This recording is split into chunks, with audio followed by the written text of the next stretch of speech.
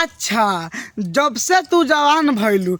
अरे भैया हम मानता नहीं भौजी जब से जवान भइल बा तब से तारा के ना देले बिया तो ज़्यादा भौजी के मन बा। हाँ अगर तारा ले के मन बानू तो भौजी के गाड़ी में फिचकारी डाल दो। क्या हाल बा भाई? तो आज हम फिर से बात कैले बानी अवधेश प्रेमी, अंकित अकेला, विक्की राय। ऐसे कहते हैं भाई लोग नू आज की वीडियो बहुत खास बनल बा। ऐसे कहते हैं भाई लोग वीडियो जल्दी से लास्ट तक तबे मजा आए। तब वीडियो बना के बस एक ही मकसद बा। अब मकसद रहेला आप सभी को दिल से हंसाने के लिए, ना किसी को दिल को ठेस पहुँचाने के लिए। तो बिना कोनो लाल लहसुन के नू आज के बच्चों दी स्टार्ट।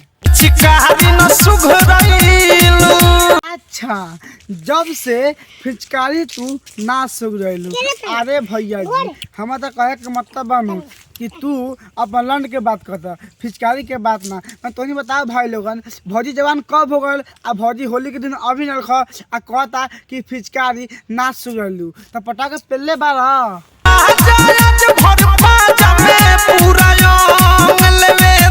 अच्छा, आज मजा पादा में पूरा अंग भर लेवे दो। तो भाई लोग भैया का नाम बानू कि भैया भौजी जब से जवान भल बा तब से भैया पटाखा ना पेले बान। वही से होली के दिन आगल बा तो होली में भैया से भौजी बाग बहन से गलती हो। अरे भैया भंसी वाला वाह बहुत अच्छा सुनता रहा कि हाउ रंग लेवे तो।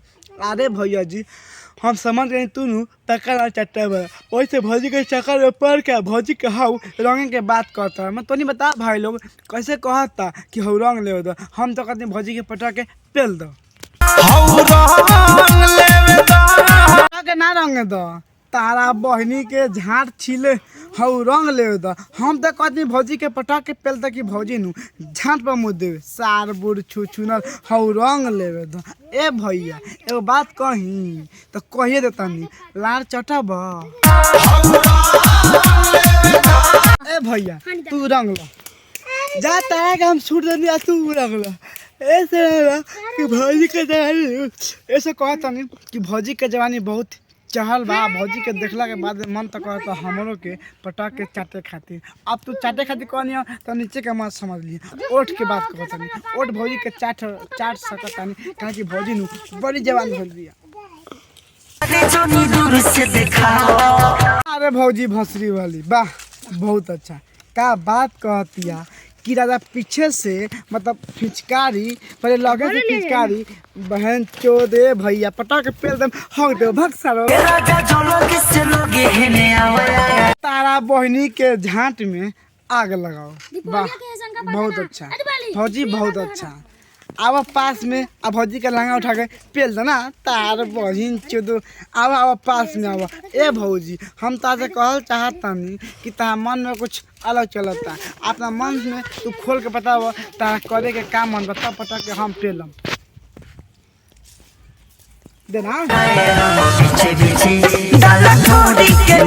बाहर तारा बहनी के गान में रंग डालो वाह बहुत अच्छा सुन तारा भाई लोग अरे नीचे नीचे रंगा ढोरी के बीच।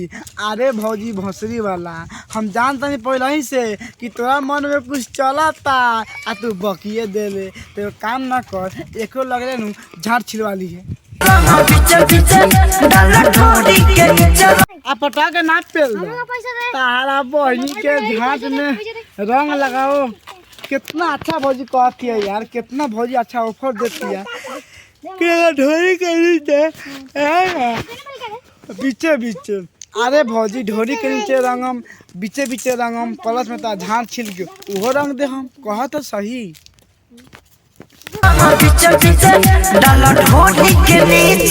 देखो भौजी उ तार भातार बा और तार मन और ढोरी के नीचे डलो सबसे बड़ा गाड़ी में डलो कहीं डलो ओल से हमरा कोनो मतलब नहीं। लेकिन मतलब ये कौन बात बोलो कि दादा ना तो ढोरी के ना रंगा नाचा मतलब रंगा बीचे बीचे ढोरी के नीचे। हम तो कह दिन तार बहन के भौजी अपना थोड़ा गाड़ी में डलवा ली कि हक देबू।